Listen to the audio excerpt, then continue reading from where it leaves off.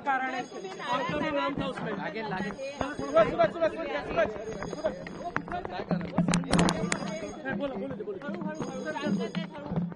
कई वरिष्ठ नेता जो ऐसे हैं जिनको शामिल नहीं किया गया मंत्रिमंडल में।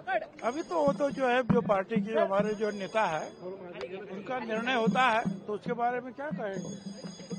पण सर वरिष्ठांना डावललं गेलेलं आहे तुम्ही आणि तुमचे आणखी एक सहकारी दिलीप वळसे पाटील कुठेतरी नव्यांना संधी देण्यासाठी ज्येष्ठांना डावललं जाते असं त्यांनी सांगितलं आम्हाला।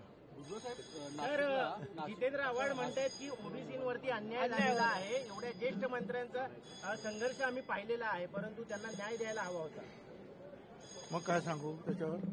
सर जरांगे पाटलांना तुम्ही अंगावरती घेतलं संपूर्ण अशा परिस्थितीमध्ये, परंतु तुम्हाला मंत्रिपदापासून हुलकावणी दिलेली आहे, त्याचं बक्षीस मिळालं ना। म्हणून तुम्ही जरांगेवरती टीका केली म्हणून तू जे बोलशील तेच मी बोलणार का बाबा। तुम्ही जे बोलणार तेच मी माझं म्हणतात। मला जे काय बोलायचं बोलत चला।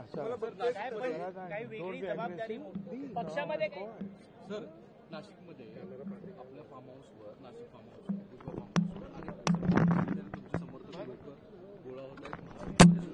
काय करू आता मी त्याच्यासाठी जातोय।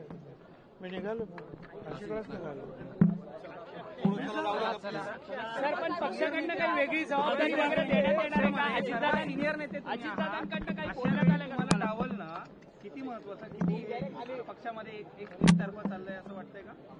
अरे मी काय एक सामान्य कार्यकर्ता, मला डावललं काय फेकलं काय काय फरक पडतो।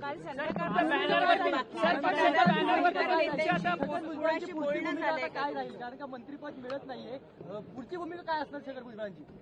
असं मंत्रिपद किती वेळा आलं आणि किती वेळा गेलं। छगन भुजबळ काही संपला नाही ना।